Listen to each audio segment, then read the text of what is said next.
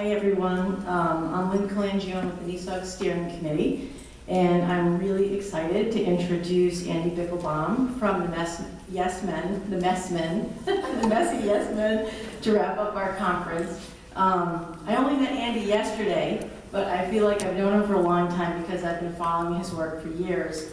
His other Yes Men counterpart, Mike Bonanno, is a childhood friend of mine, and he grew up just south of here in the Albany area.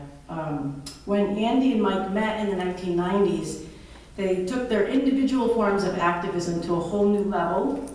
And for those of you who don't know anything about the Yes Men, they're two very mischievous men who've taken on big organizations and corporations by impersonating members of their groups and in public forums, and have exposed different corporate abuses and issues that they feel need to be addressed.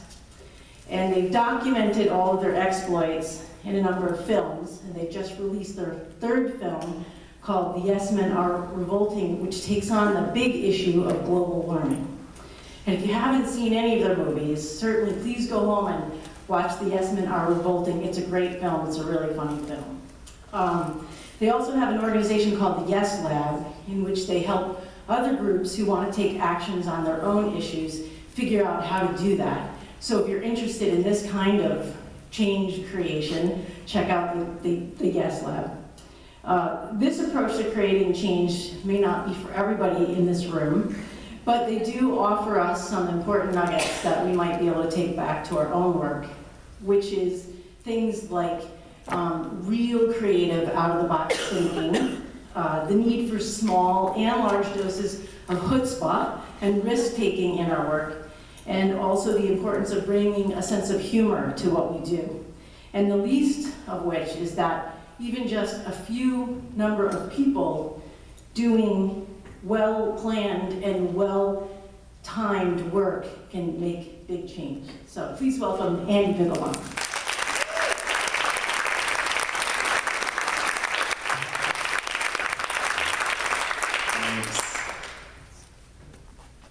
Indeed, the aptly named mess men who don't have their computer hooked up. Thanks so much for bringing me here, to Lynn and all of NESAWG, and for everything you do. It's really, it just feels really vital, and I forgot the sound. Oh, can I have the lights again?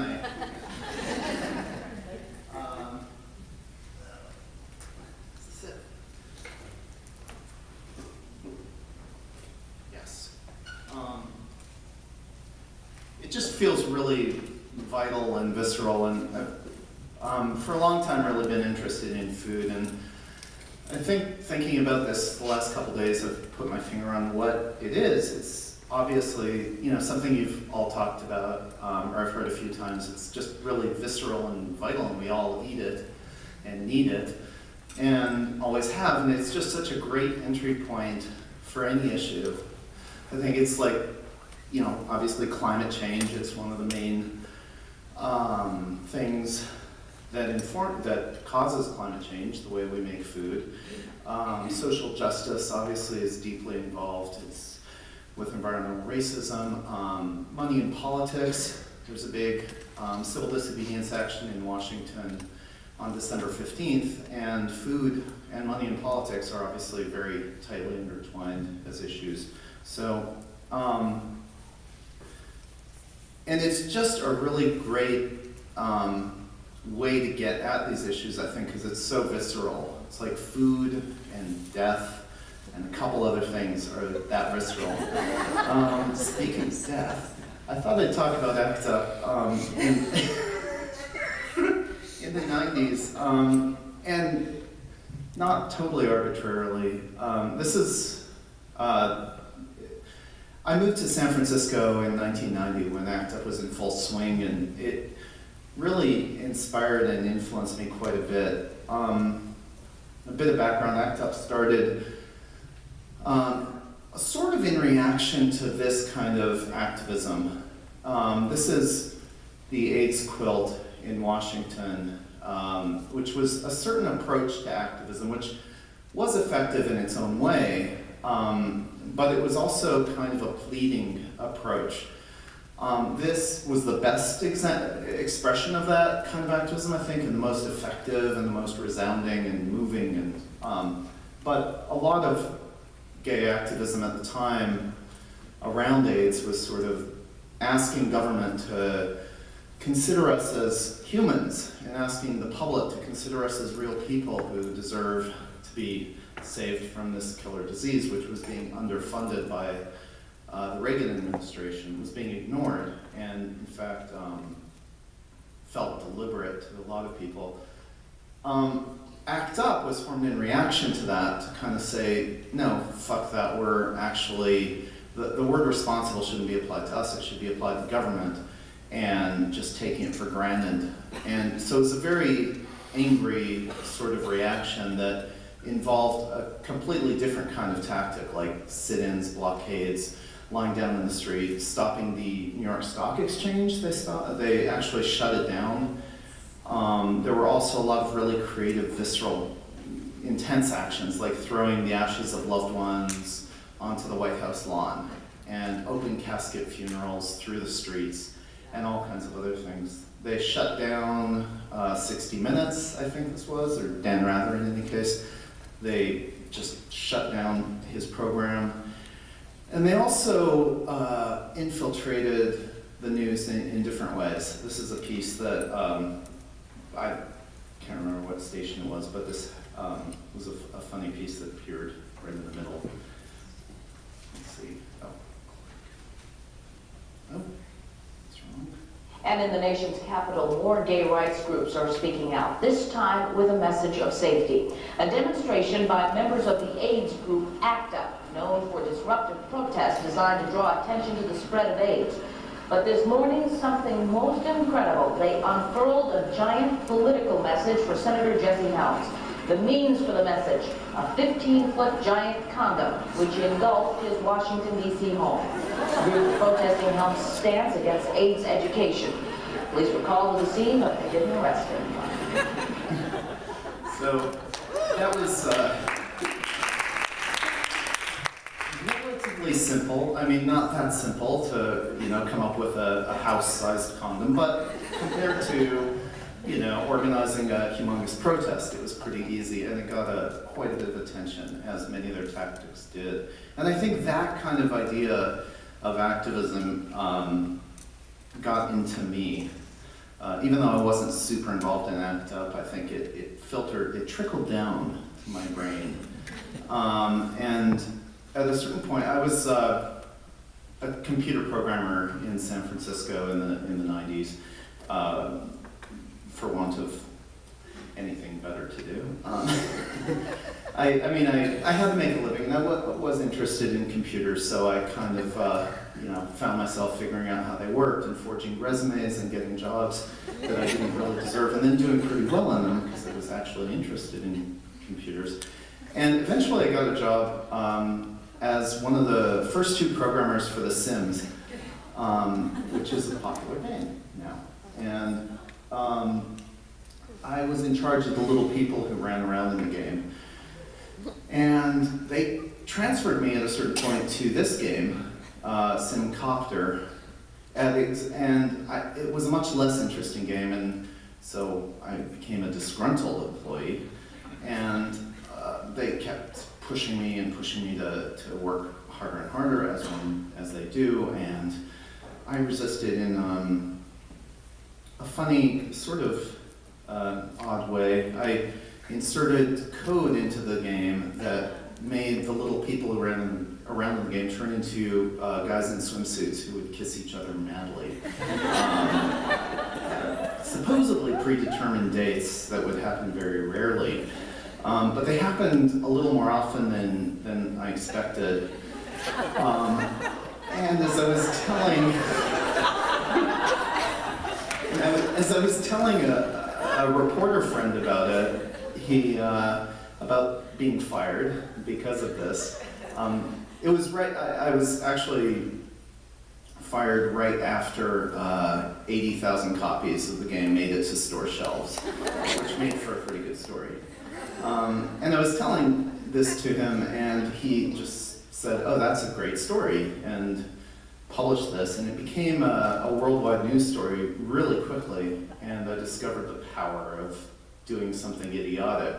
And then I had to make it make sense, so, because I did care about things. I didn't want to just do a goofy action with no point, so I brainstormed with people to make it make some degree of sense, like it was somehow about gay content in video games.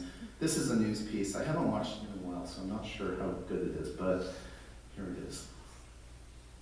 It all involves the unexpected appearance of some gay, kissing muscle men every Friday the 13th. Oh, that's it, okay. Well, that's a relief. It all involves the unexpected...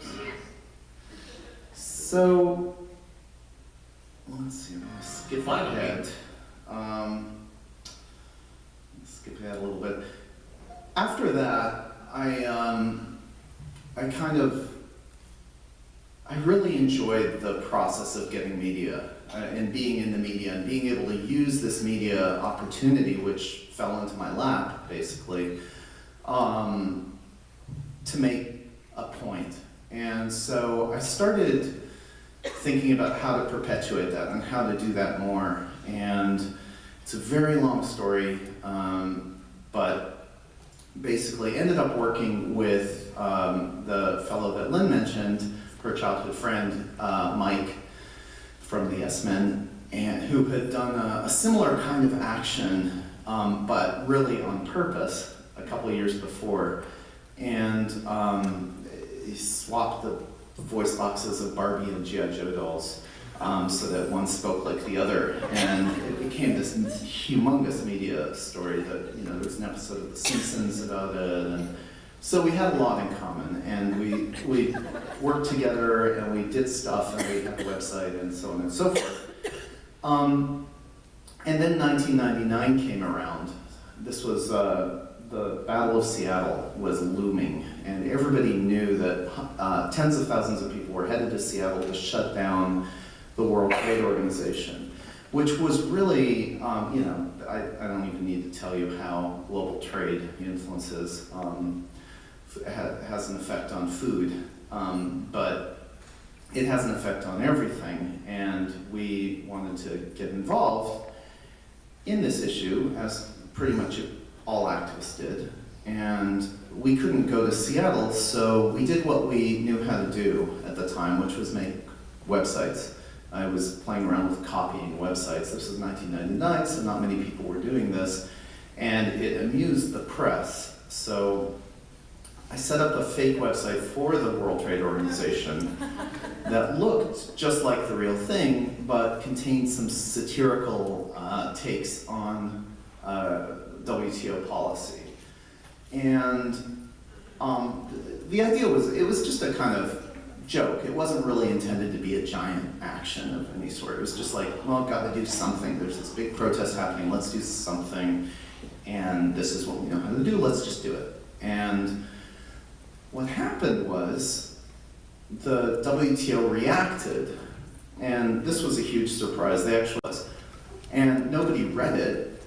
So they actually emailed us, their head of PR emailed us and said, look what you guys made us do. You made us write a press release about you. Don't you feel terrible? And we felt so terrible, we emailed thousands of our closest friends and told them about it, with the result that articles were written about it. People found it very funny. And because of these articles, you'll see they mention the URL of the website right next to the words WTO. And because of how search engines worked at the time, that meant that people would search on WTO and sometimes stumble on our site, especially when the real website wasn't working very well, which websites often didn't at the time. So we started getting a lot of email intended for the WTO about global trade. So we had to become instant experts in questions of world trade and how it worked, so we could answer authoritatively in the WTO's voice. And we got into these very long conversations, and it was a lot of fun. We basically really figured out what we thought about this and how it worked, and how to boil down WTO's ideas to a single point, which was basically if you let the rich do whatever they want, things will work out great for everyone, including the poor. And I think you can take that philosophy, and that's basically the excuse that neoliberalism has to this day for why it's great to let Costco and so on do whatever they want. And then we got this email one day. So this was the real turning point. This was for a law conference in Salzburg, Austria. And they wanted the head of the WTO, whose name happened to be Mike Moore, to speak. And so we got this email and basically freaked out and sat on it for 3 months before we realized, well, actually the first thing we did was forward it to Michael Moore, thinking it would be funny if he went instead of Mike Moore. No response. And then we basically just sat there, it sat in our inbox for 3 months until we remembered it and realized we could go ourselves. We could just say, Mike Moore can't come, but we'll send a substitute. And we looked up a name in the Vienna phone book, Andreas Bichlbaum, a friend of ours did, and that was me. So we went and delivered a talk to this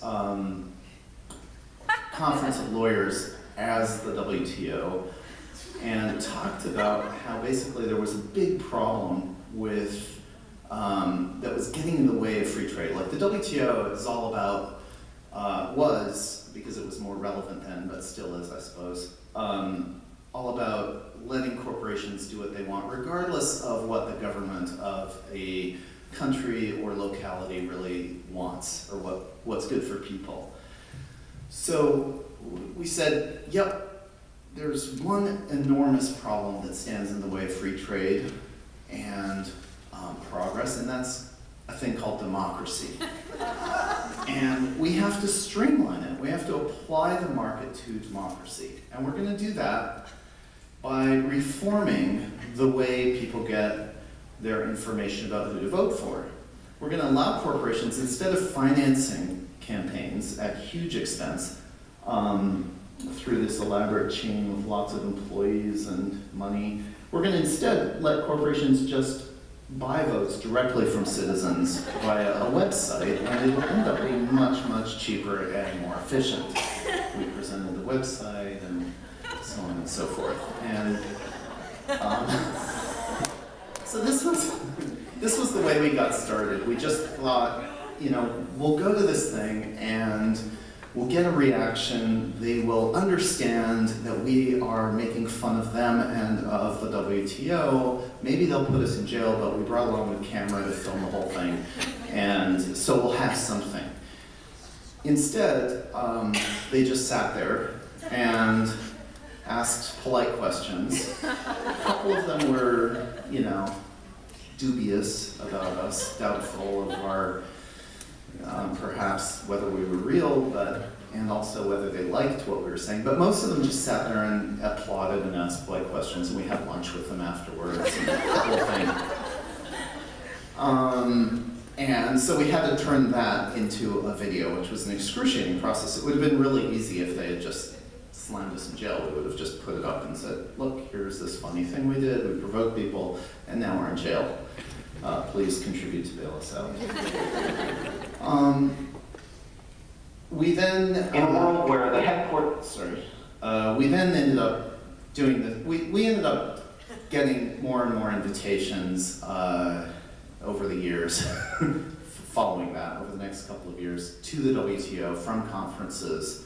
And we, I usually show this one clip. I'm going to show a clip I never show, haven't actually watched in a few years, because it is about food.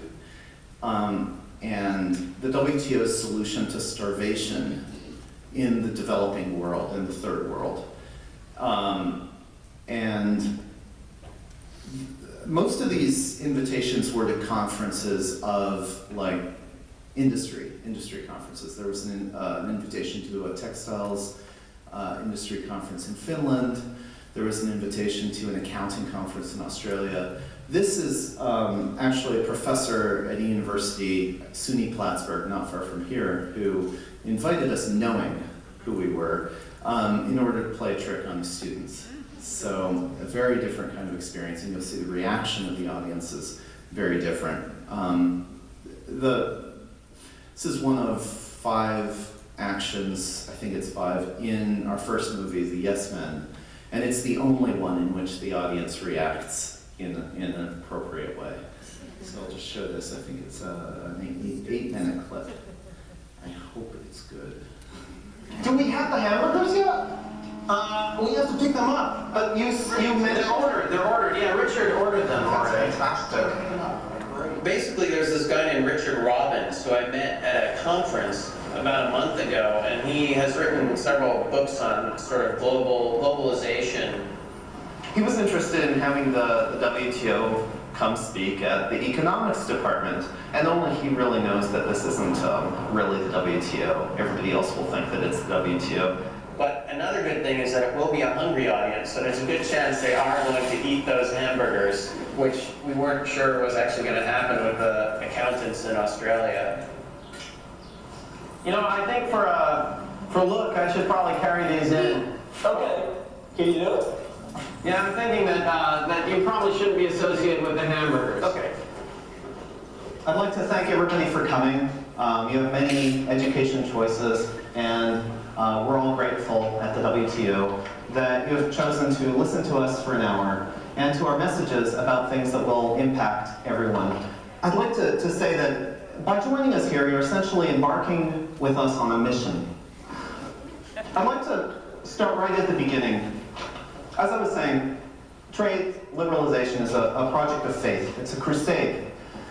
And in any crusade, there are problems. There are invading armies, there are big blockades, and one of the problems that we run into in this crusade is starvation in the third world. You may recognize that symbol from those green bins you see, where cans, bottles, blah, blah. The kind of recycling I'm talking about that we have developed at the WTO is not really this irrelevant kind of recycling where the target individual consumers like you and me or of non-edible industrial products is such a tiny part of the problem. Rather, we're talking about really recycling what counts, where it counts. To begin to understand the theory behind this, you must first realize that the human body is not really very efficient. When ingesting heavy foods, only about 20% of the nutrients are absorbed by the alimentary passageway, while the other 80% finds itself expelled in post-consumer byproducts.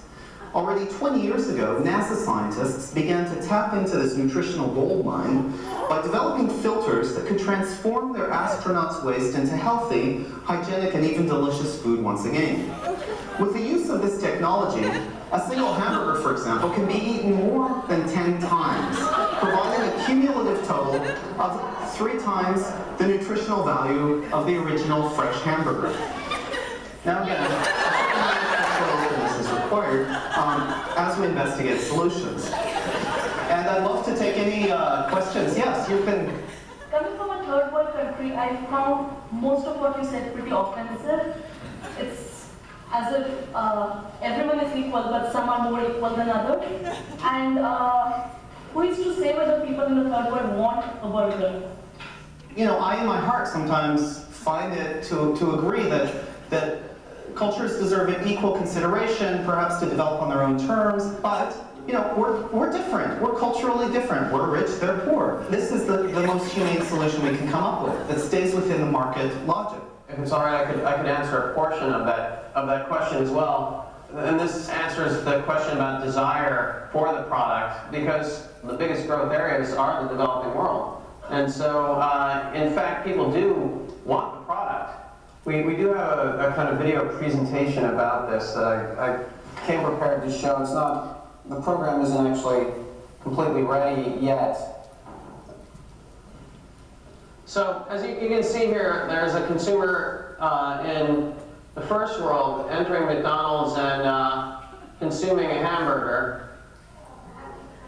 And afterward, this is a process we're all familiar with.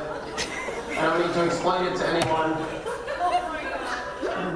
But You see, it's rendered out in this style because studies have shown that consumers are most responsive to 3D animation right now, particularly in developing cultures. So you can see it goes through a piping system, and this isn't unusual. We do this for oil. We can do this for food as well. And as you can see, it goes back up through the plumbing and emerges in McDonald's. Now, the part of this video that isn't completed yet is the filtering process. There will be a very well-rendered filtering.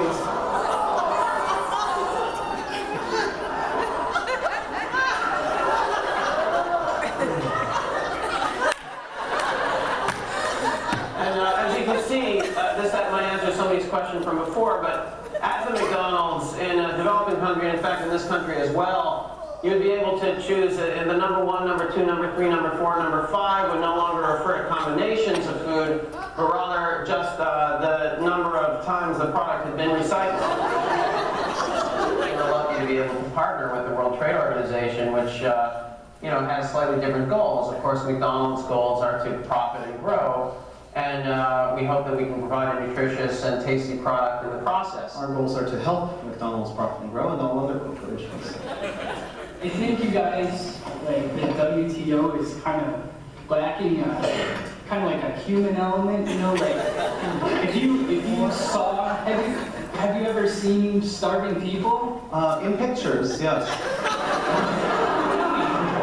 If you saw somebody starving to death, you would probably think a lot, like that would kind of hit you in a sensitive, place to say like, oh, maybe markets and money and this and that don't really mean as much, and actually like feeding people means a little bit more. Yeah, well, it is true that there's a personal side of it that I have to say in the WTO there are questions that we have about this as human beings, but we're not as subject.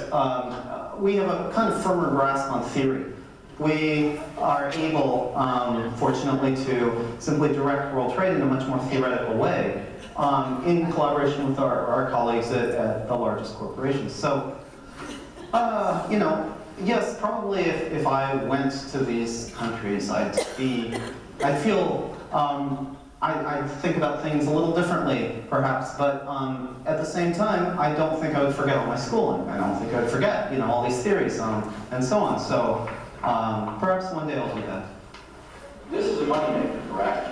Yes. Well, it's a moneymaker, starvation solver, sure. And how much does McDonald's pay you to come here and speak this garbage to us? This mouse with a ear growing out of its back. The article didn't get around cultural and legal implications of cannibalism, and basically asking us to recycle shit. I think there's no difference. We did. I mean, you don't have one on the sexual. I think that's all. I mean, I can't believe the coffee is run like you guys. I can't help but feel hurt. When I eat my hand with my foot, I'm actually dead. The people you're talking about, people here, I'm talking about people. I see people, we're giving them homework, we're giving them shit. The reality is that we already treat people in the third world far worse than we treat our domestic animals. It's not saying it's right. It's just saying that's the reality.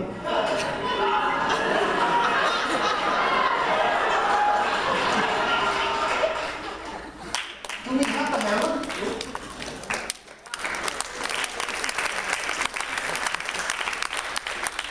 Thanks. Yeah, those students, wow. It's funny, they actually think about what they're seeing, and it's the only time we got a reaction for doing that kind of thing. So we made a movie, and then we made another movie. I'm not going to show any of it, but that one is The Yes Men Fix the World. The first one was The Yes Men. In The Yes Men Fix the World, we started working with organizations. Somebody at Greenpeace reached out to us, suggested we do something around the Bhopal catastrophe in India and Dow's responsibility for it, which they never admitted. And you can see both of these. Well, you can see the second one online. I think you can see the first one online somehow, or if you know a little bit about BitTorrent, I think you can probably find it. It might be out of print. as a DVD, and I'm not sure anybody actually watches DVDs anymore. But because of the success of the second movie, the success of the actions that we started having, the ones in the first movie, we got a certain amount of notoriety and had a good bit of fun doing them, made some good media stories. But the second one, when we started working with organizations on things, we found it just blossomed to a completely different level. The action we did with Greenpeace around the Bhopal catastrophe, basically I ended up appearing on the BBC in front of what they said was 350 million viewers, and they thought I was from Dow Chemical, and I just took full responsibility for the disaster on live television, and that resulted in hundreds and hundreds of articles in the US press. I think Greenpeace counted 600. And a couple of the other actions in that film were also not quite that big, but big. And it was also a lot funner. It was also a lot more, well, it was funner and more empowering for us to work with large organizations who would really do the research and figure out the right angle, the right campaign angle, the way to actually have an effect. And so we just started doing that entirely. We started working with organizations. And after that, we founded a sort of workshop system called the Yes Lab when I was at NYU. We had a number of brainstorms with local organizations, including Food and Water Watch and Slow Food at one point. Out of that brainstorm came this project. This was around fracking. And these stickers, we made these stickers that appeared all, and printed them. It was when there was this fight to get Cuomo to extend the moratorium, in fact, ban fracking instead of just have a moratorium on it in New York. And as you know, that succeeded. That movement succeeded.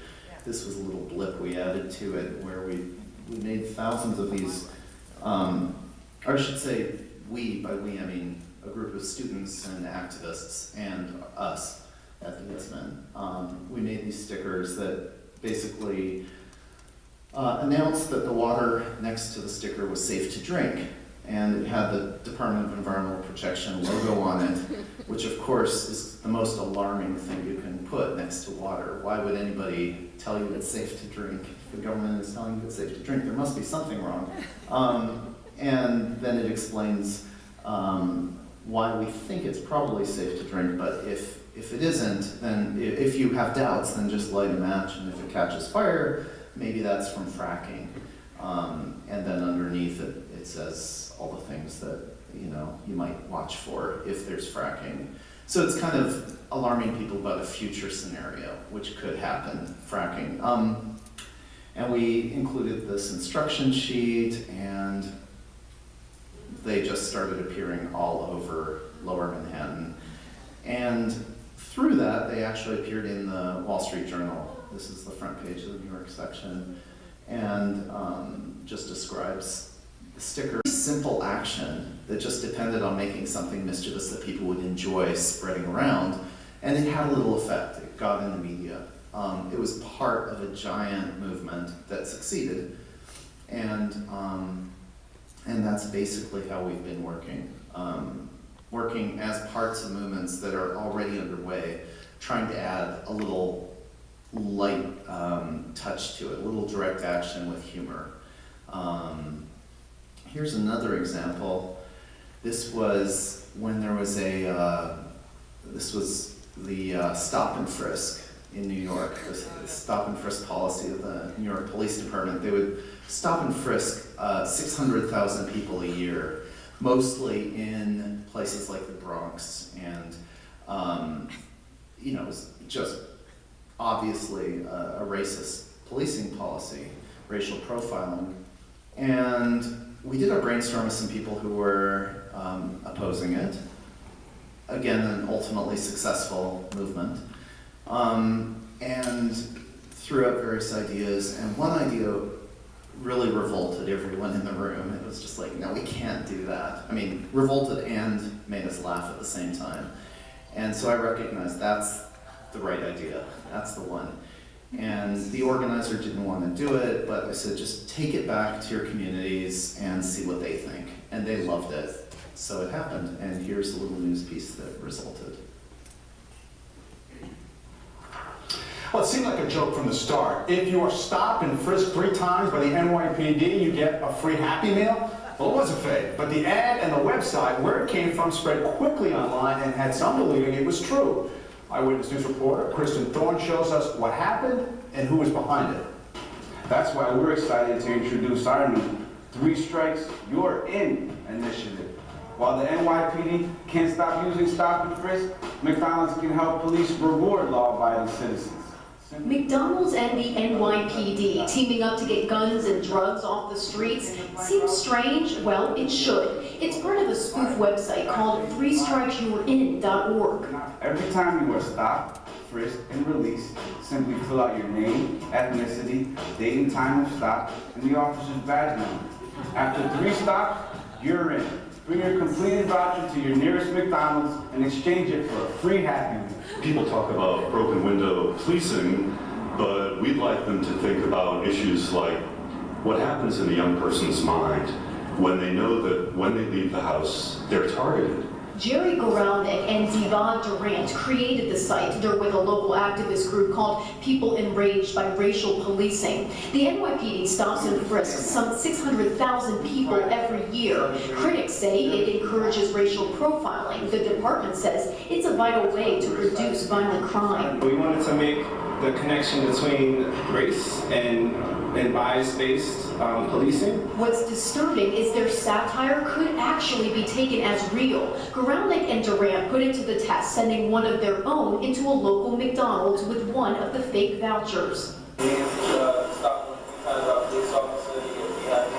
The manager looks at the voucher, ponders it for a second, and then puts in the order. We reached out to the NYPD about all this, but they didn't get back to us. A spokeswoman for McDonald's says she's glad we realized this entire thing is just made up. As for the site, 3 Strikes You're In, it was taken down within hours of being posted because of a copyright infringement. In Sunnyside, Queens, Kristen Thorne, Channel 7 Eyewitness News. So I love that piece because it really demonstrates the best, the way we work, and ideally. We basically give journalists an excuse to cover important issues. It's, you know, they knew the instant they got the press release that it was fake. We like to fool the media, but it's more important to give the impression that somebody could be fooled by this, so that then they have a story. And that's basically most of what happens. It's in the reveal of the hoax that most media happens, most effective media happens. And so they received this and immediately knew they could make a story out of it. They just needed to interview the activists, and you see that. There was the video that was already there, there was the voucher, there was the website, so they had a lot of imagery. And they also had the idea of putting the activists up to going into a McDonald's with the vouchers and see what happens. So that was actually, it was a real collaboration with the news team to make this. And ultimately, you know, sometimes it's not that explicit, but it basically is. And this isn't our invention, of course. There's a humongous industry called public relations that basically does this. They package advertising as news and send it to local affiliates. And those are called video news releases. They're like press releases, but in video. And they look just like news, but they're about a product or an issue, sometimes a candidate, and it's buried in there. And the local media is so strapped for time, and they need to put so much stuff on TV that this works, and something like 30% of what you see on the news in local markets is actually corporate produced. So we're just doing the same thing, not quite as well, you know, giving the media a little more work. If we were really professional, we would have just packaged that whole thing instead of giving them just the elements, but it still works sometimes.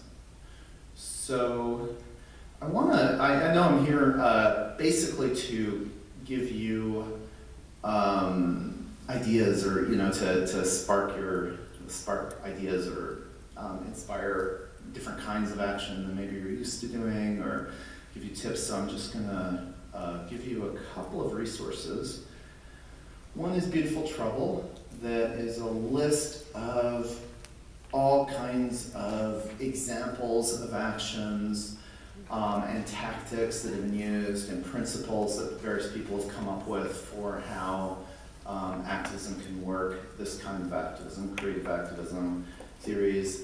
It's a really fun, readable book that is also available entirely online. So that's one resource you can use if you're interested in getting more acquainted with this. One of the main ways that we come up with ideas in workshops and when we need an idea is just thinking of things that people have done, other things that people have done. So here's a website with thousands of examples that you can sort. Seems to not be there at the moment, but usually you can sort it by various issues. So there's a whole food section, dozens of ideas there, and just browse around and read up, and you'll see there's a lot that you can just rip off. There's nothing wrong with that. It's not art. So we often do that. And finally, we have a cookbook on the Action Switchboard, which is our platform for connecting people with ideas for these kinds of actions. And we basically, we give away all our secrets, as many as we can think of anyways. How to crash conferences, how to make a press conference, how to make a website, how to write funny, and so on and so forth. So that's another resource. And I thought I'd just open it up to questions, and there's more videos I can show, there's more I can talk about, but I'd like to know what, if there's anybody with any specific ideas for what you'd like me to address. That's great.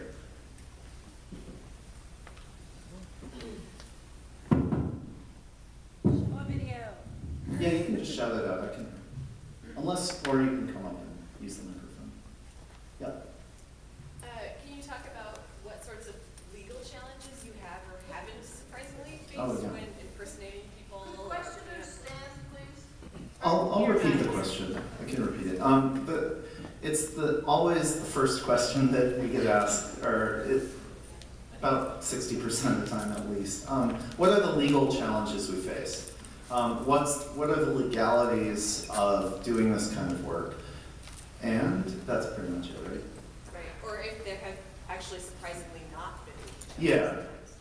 Yeah. So when we started doing it, when we first went to that conference in Austria, and even when we set up the fake website, and at various times over the years, we've asked lawyers what the risks are. And we've gotten different answers depending on which lawyers we ask. Some say, oh, you really shouldn't do this, we don't know, but it's probably really not okay. There's this law, there's that law. And it's true, if a corporation wants to sue you, they can. In this country, it's just open season. But other lawyers said, well, yeah, we don't know, but do it, because we think you're actually on fairly solid ground, and if something happens, we'll defend you. So there's a whole plethora of lawyers that are eager to defend activists on various issues. So we work through mainly the Electronic Frontier Foundation when we have a problem, which has actually only ever happened once. And you can see it in our latest movie. In 20 years, we've only ever had one problem. And it wasn't a problem. It was actually, I'll tell you more about that in a second. But they've been our go-to lawyers, and they reach out to other lawyers if we need it. And we found no lack of legal help, the kinds of things that we do. Can we find them on your website? EFF? Probably. But you can also just Google EFF, Electronic Frontier Foundation. And the one problem we had was with the Chamber of Commerce, which, the US Chamber of Commerce, which is actually not a government organization. It's the world's largest lobbying group. And in 20 years of doing this, we've gone after corporations and government entities of all sorts, and none of them have ever sued us, but they did. They actually filed a lawsuit, and we were so excited because that can really just catapult an issue into the limelight like nothing else. There was a case called McLibel. There's a movie called McLibel about a case where some activists pamphleted outside a McDonald's in London, calling attention to the food and the various other aspects of McDonald's practices, the food itself as well as their corporate practices. And McDonald's sued them, and about 10 years later, the activists won after a whole series of trials and appeals and more trials, such as in Europe, in the European courts. And it ended up being the public relations disaster of all time for McDonald's. And it's actually why they started putting salads on their menus and things like that. So big deal, but salads on McDonald's menu.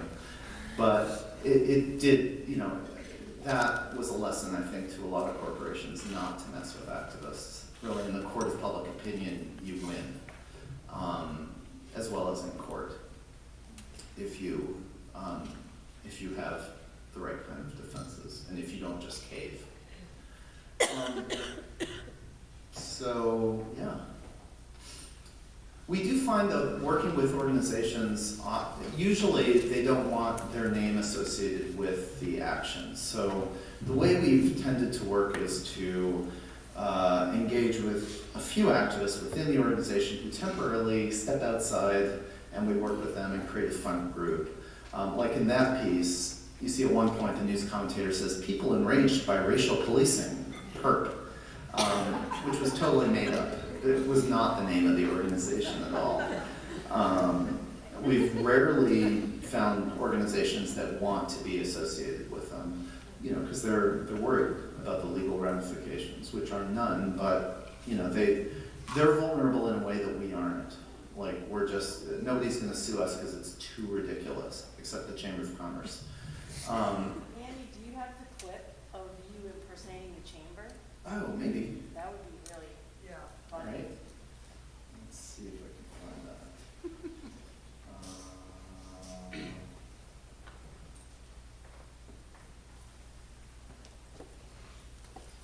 Chamber. Yes. I do. Let's see how long it is though. It's 8 minutes. Yeah? Okay. I don't think this tells the story of the lawsuit, but I'll finish with that. Yeah. I'm talking about global warming. We all know what's up. Our carbon emissions are making the planet get hotter, and the weather is going bonkers. That's scary enough. But if we keep doing what we're doing, scientists tell us that our whole climate system will likely spiral out of control. Food systems will collapse, and civilization will crumble. That's crazy. But what's truly insane is we could fix it. Within our lifetime, we could replace all fossil fuels with renewable energy. So why aren't we doing this? Because the fossil fuel guys have hijacked our political system. They spend millions every year to convince us that there's no alternative to oil and coal. There isn't even one study that can be produced that shows that carbon dioxide is a harmful gas. The notion that CO2 caused global warming is probably the greatest hoax ever perpetrated on the American people. These guys got elected with help from the US Chamber of Commerce, which sounds like a government agency, but it's actually the largest lobbying organization in the world. The Chamber is heavily funded by big oil and spends huge amounts fighting on their behalf. I'm all for green jobs, but we still need 20 million barrels of oil every day in this country, and a lot of natural gas, and a lot of coal.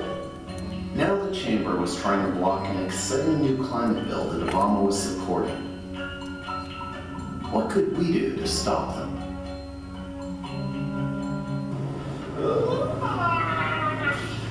Today's momentous decision indeed comes after a difficult period.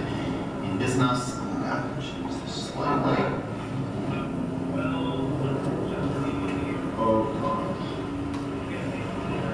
seriously? What does that mean? We're supposed to do this alone? We had rented a room at the National Press Club so that DC journalists would show up for our big announcement. This is the about 20th time I've done this probably, and just as nervous as ever. Thank you for coming today. Today, the Chamber is announcing a decisive step forward for the future of American business and the free enterprise system itself. To speak to this issue, I'd like to introduce to you Mr. Lingo Sembra, Chamber spokesperson, and speaking on behalf of President Donahue. Thank you very much, Sheila, and a good day to everyone. In business, as in life, we sometimes don't look ahead. Climatologists tell us that if we don't enact dramatic reductions in carbon emissions today, we could begin facing the propagating feedback loops of runaway climate change, which would mean a disruption of food and water supplies worldwide, with the result of mass migrations, famine, and death on a scale never before imagined. Needless to say, that would be bad for business. There is only one sound way to do business, and that's to pass a strong climate bill quickly.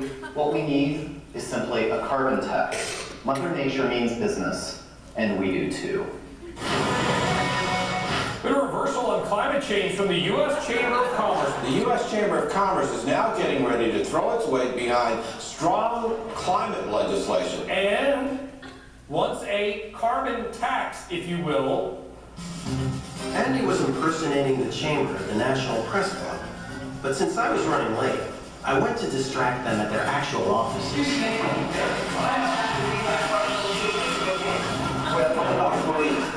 They're calling for a squad car now for some reason. They got this big balloon thing on the Is Eric coming down? So we got an appointment with Eric? With who? Eric Wolfschlag. Did we get on and get him down here? Sorry. Come on.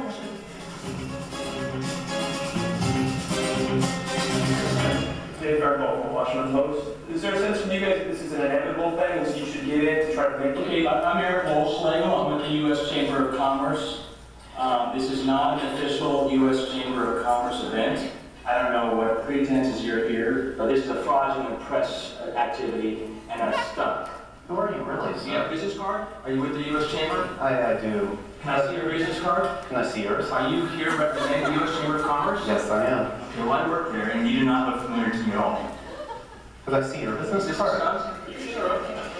Yes, I am. This guy does not represent the U.S. Chamber of Commerce.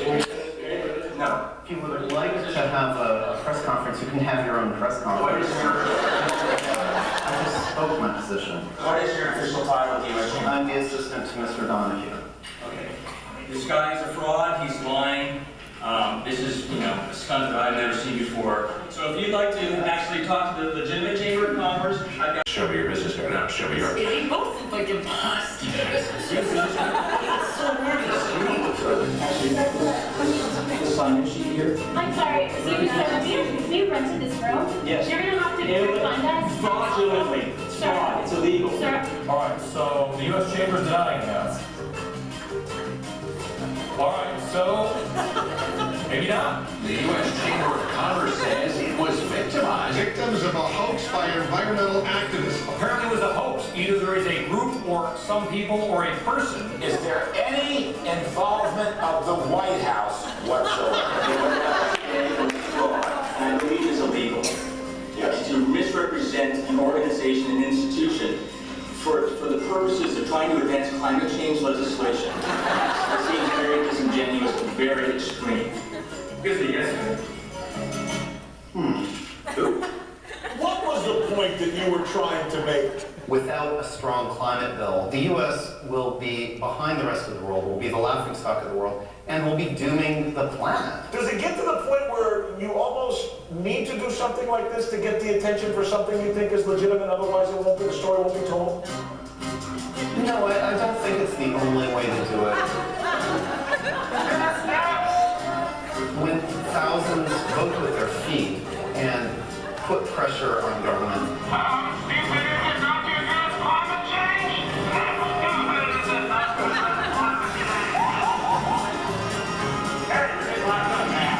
I think this is our country.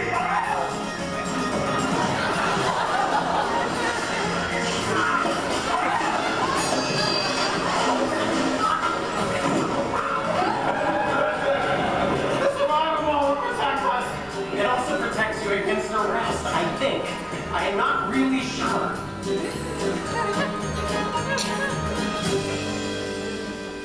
Just today, the Chamber of Commerce changed positions, not courtesy of the yes men with that summit in Washington a few weeks ago, but they're now saying, surprisingly to me, and I'm glad about it, that they want to solve the climate crisis. They want to get legislation.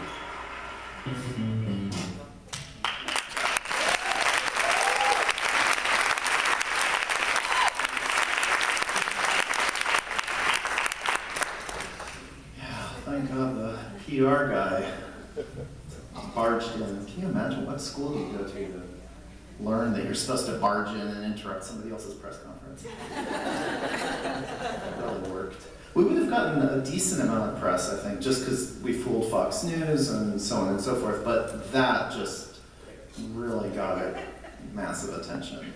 If you can get a rise out of your opponent, something that they do, you've won. And that, we were excited for real. I mean, we were a little worried, but we were also excited when they sued us after this. They, it was a real lawsuit. It could have meant trouble, but we also recognized this as a huge opportunity. And the EFF was thrilled, and they brought on this giant Texas law firm. Then 4 years later, they dropped it. The chamber just dropped it when it was about to head to trial. So that was a big disappointment. I mean, it could have gone either way, but if it won, then activists would have the right to do this afterwards without worrying about the law. It would stand as a precedent. But we didn't get to do that. So in sum, yeah, don't worry about it. Just try to get a reaction, see what happens. Yeah. So at the end of the Bolton movie, you were there was one last scene, and I just remember the drumming and the circling up of people. They really fell for it. I mean, that was just Yep. Yeah, in this, it was a Homeland Security conference, and I have this preposterous wig because it's, long story, but we went to this Homeland Security, we got ourselves invited to a Homeland Security conference by promising them Colin Powell. And of course, Colin Powell didn't show up, and I did instead, and I was from the Department of Energy, whose chief has a hairdo just like that.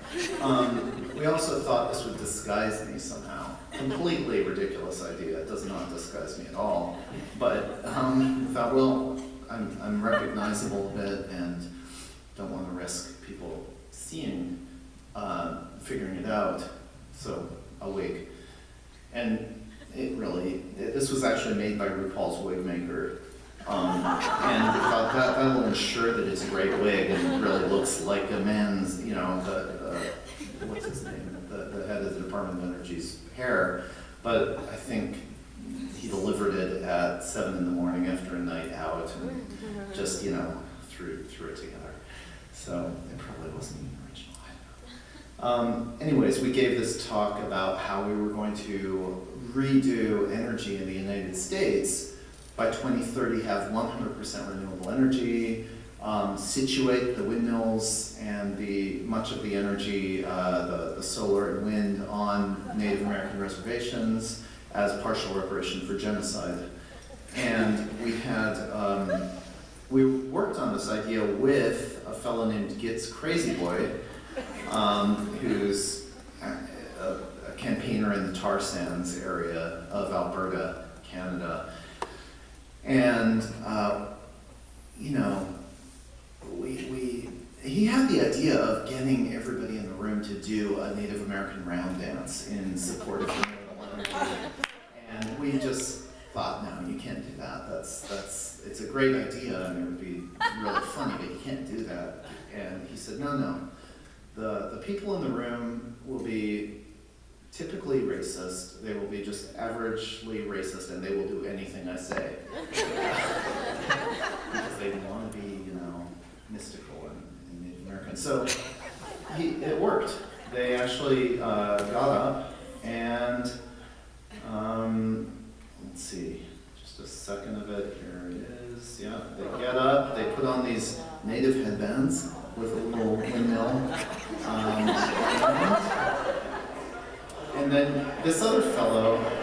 Ladies and gentlemen, excuse me. I composed this song for this occasion. I made it a simple song so we can sing it together because it's not just my song, it belongs to all of us. Way-ah, hey! Way-ah, ho! Way-ah, hey! Way-ah, ho! Etc. He's a comedian named Tito Ibarra, and he sings authentic songs, and he made this one up for the occasion. And part of it, I think, is just, they feel like, well, a Native American is asking them, they had better do it, and so they stand up and do it. But also, afterwards, they came up in droves and gave me their business cards. And often, some of them expressed like deep emotional connection with it, and so thrilled and happy. And it's a real lesson. Like we often think the people at these corporations are really, we forget that they're actually they don't necessarily agree with the corporate line, or they just do by default. They just do and they don't think about it. But presented with a better way of doing things, they would be happy to. It's just the system is so strong that they can't do anything about it. So I think it doesn't actually do any good to appeal to them. This is like people in the corporations, clearly being happy about it. But I think it's also a message that it doesn't matter. Like you appealing to people within corporations is a bit irrelevant because they're part of a system and they have no say about it. But as soon as we get that system to change, they'll be really happy. And so that's kind of it's sort of a message about. It was a nice message at the end. Yeah, that there is hope. So, really effective. When I watch these clips, my palms start sweating, and like you're talking about visceral reaction. So that kind of revolting, but really stimulating kind of thing. So I have a question, because the thing that always impresses me when I watch your films, and it was in that clip that you said, I've done this for the 20th time. There's always a lead-up shot of you being nervous, like walking to the set, and you're like, and you see that personal side. So how, when you feel that nervous, how do you work through that? How do you trick yourself? Because it seems like you've got some sweaty palms, or like you're coming up against confrontation. You're about to do this thing.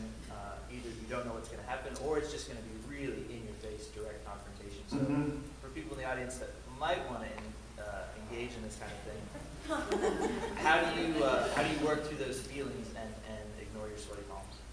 Yeah, well, you don't ignore them, you just notice them. Sweat. You just, the thing I do is repeat to myself again and again why I'm doing it, that it makes some sense. And working with a bunch of people who are under that same delusion enables you to kind of just keep going. So it's a support thing. You work with at least a couple of other people who are into it.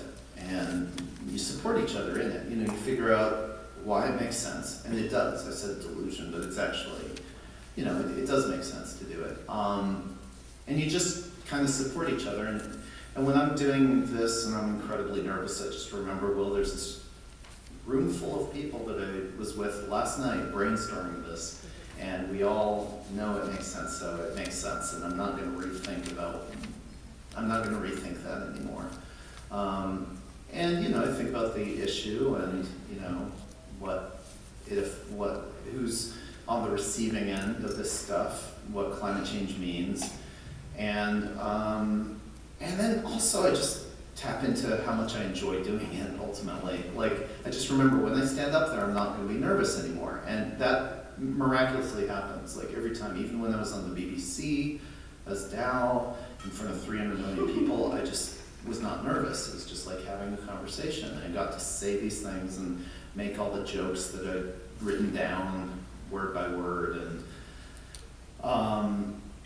so yeah, it's a bunch of things like that. But mainly it boils down to support, having close friends that you work with and that are, you know, close and less close, but like people that are on the same page with you. So, I have the mic now. When you have people who don't get it, and so you're like doing the conferences where people are like totally playing along, are you ever concerned that you're like feeding them ideas that they're gonna actually take? Or like, have there been any unexpected consequences of doing them when people were taking you seriously? No, it's, you know, we always reveal this within a few hours. I mean, we don't really, the people in the room are not really our audience, obviously. You know, we were happy that they got up and danced, and, you know, we love to think that maybe a couple of them thought about it afterwards, but I doubt it. And in any case, it doesn't matter because they're just part of this machine that isn't gonna, they won't, you know, the best thing they can do is probably leave the machine. This is really aimed at a much larger audience of people who see the movie and take action. We want, you know, ideally they take action, change the rules so that these corporations can't do the kinds of things that they do, and that, you know, smaller or groups or other forms of distribution happen and so on and so forth. So, no, I mean, yeah, I don't think so. I don't think there's ever been a case where somebody took one of these really bad ideas and moved. I mean, they've already thought of really horrible ideas many times over, and if it were profitable, they would do it. So what's generally like the biggest problem when you're planning these elaborate type of, I'm right here. Oh. Yeah. Like when you're planning these I assume that when you're planning something like this, it'd be kind of elaborate because you have to go in front of a whole bunch of people who probably know who like legit people look like. What's normally like the first thing you encounter aside from risk of being sued and arrested? Like what's like generally the biggest problem you encounter? You know, once you have once you're there, there aren't problems. I mean, I'm not a great actor, and you know, sometimes I've kind of stumbled and even started to crack up, but then I just turn it into a pleasant smile of collusion with the audience. And the people who really do this, who go and give talks at conferences, aren't actors. They come in all shapes and sizes, and I mean, we just prepare ourselves as well as possible, put on decent suits, but we buy them for $20 at thrift stores. But you can find plenty of decent suits at thrift stores because nobody actually wants to wear them. And you know, we get a haircut, shave, and you know, in some, I don't know, I think that's pretty much what we can do. And if we're on the program and they think that we are who we say we are, I think that's the main hurdle. You can even show up at conferences looking kind of right and ding on a glass and make a speech. We've done that before without any preparation. And like once at a conservative luncheon in DC, free conservative lunch for hundreds of conservative think tanks and groups. I got up at the podium like this, dinged on the glass, and because I looked kind of right, the people at the light booth turned on the monitors so that I was projected on the 2 monitors and sound, and I made this announcement. I think I nominated Ed Meese for president. You know, it wasn't a great announcement, but you can do that kind of thing. I think you just have to look kind of like everybody else there, roughly. I've got one question. I saw you in disguise, but how are you not recognized? I mean, this has been, you have a, it's not that distinctive. I mean, I didn't say it was nice, I just said it's not, you're not really weird looking. Thanks.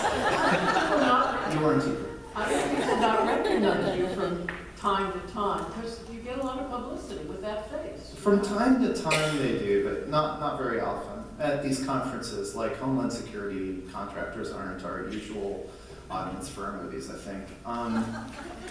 But that said, we have been recognized at these conferences, like at an oil conference in Alberta.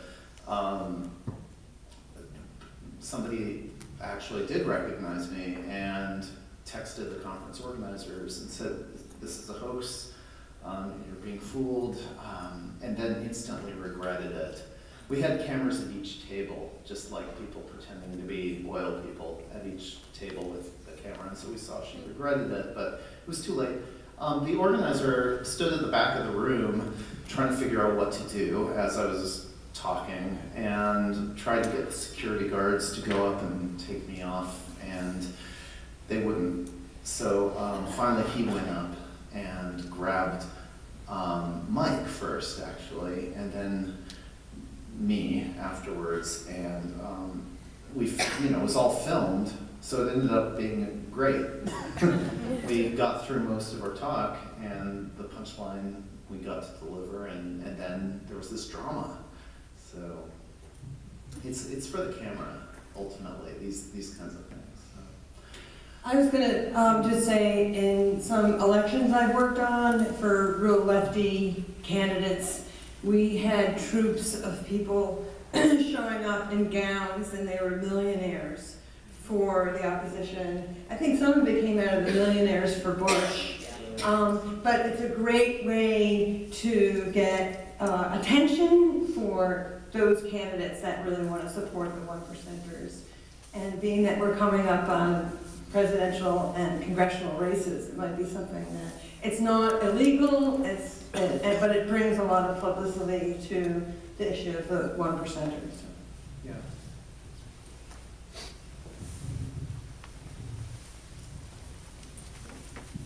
Hi. So the USDA is really important for agriculture, obviously, and all the work that we do. And they have programs now that are for small farmers, for sustainable agriculture. But most of what they do is still supporting, conventional ag. And I guess I'm wondering if you have any ideas or suggestions for, and also thinking about what Shirley Sherrod was saying about, debt being, and access to credit being some of the, the main issues for farmers. Are there any ideas for how we could get the USDA, the parts of it that are still not, are not on board with small farms and sustainable ag, to get them to, raise awareness about what they're doing, or? Well, I'm sure there are things that you could do to draw attention to that and get people outraged about it. But one, I think starting local is really good with these actions. Like doing something that's really, there is a pathway to change, and you could actually see it, maybe even something that already has some momentum. Like in the US, I don't know that much about how food issues are being fought for legislatively in the US, but I know with climate issues, like fossil fuels, there are a number of communities that have outlawed fossil fuels, which is completely unthinkable at any higher scale than the community scale. And in New York, with fracking, it was banned at the state level, but that only happened after a bunch of community actions over a period of years. So I think starting with something local and figuring out, you know, a pathway to its achievement. So with that, if there's some local initiative that, you know, is on the ballot somewhere, figuring out an action to support that, to draw real attention to it. There's an example, a really amazing example, the Troy Library. If you Google Troy Library, it's this group that basically there was a library being threatened in Troy, Michigan, and they did a very local action that made everybody think that they were going to have a book burning party after it was closed. And there was so much outrage over that, and then they knew what to do with that outrage, that it actually swung the vote, they think. That sort of thing can happen at the local level, especially if there's a movement that's already behind it. Like with the water thing, you know, we joined the fracking thing in New York. We joined once there was already a ton of steam, so it didn't really, it was a drop in the bucket of that movement. With the 3 Strikes You're In, that was also just a part of that movement that was already ongoing. With the Chamber of Commerce, there was already a giant movement opposing the Chamber of Commerce, trying to stop them, and there were corporations leaving them over this. So, you know, these actions in themselves, they're just a little part of something that's already got to have a bunch of steam. And so I would, yeah, recommend finding a place where something is happening locally, even if it doesn't seem tremendously significant. It can really have an effect and snowball and make a change, you know, trickle up. Andy, I'm looking at the time, so we should probably, maybe one more? Yeah, and then could you end with the round or some kind of the music, the fun? Okay. I'm just. Yeah, I'll end with the, yeah. I just wanted to say that I've been a big fan of the Yes Men for years and years, and it's thrilling to have you here talking at NESAWG. I'm delighted that you came. I have tremendous respect for your courage and for your outrageousness, and for the fact that you've been consistently funny in the protests that you've made. I would love to encourage you to take on more food issues, because I think there's a lot of great ground of completely unbelievable and outrageous things that are happening in our food system that I would really like to see the Yes Men tackle. And I know you're supposed to be encouraging us to do this ourselves, but I would also like to encourage you to explore that a little bit further. Well, I mean, it really does depend on you, whether we can get involved. Like the chamber action, for example, was actually a group of young climate activists who said, you know, we had this idea, we wanted to do something, but we didn't know what, and we thought, around this climate bill, and we thought the Senate was a good target. But they actually came to us and said, we want to do this thing against the chamber, we want to set up a press conference. We had never set up a press conference, we didn't know how to do that, we had infiltrated them. But, you know, it really was it was their idea. And what we can do is, like, do a workshop, and if a great idea comes up, you know, we'll tell you how to carry it out and put you in touch with people we may know and, you know, give you tips and stuff like that. We could certainly do that, but we can't just do an action. That's not how we've worked for the last 10 years. So, in the movie, you know, it's a fiction. It looks at the latest movie. It looks like a documentary, but it's actually a fiction, and a lot of those details are just left out for the sake of the storyline. But a totally different movie could have been made with us just as, you know, joining into these things in the middle, and, giving advice, which was the reality of it.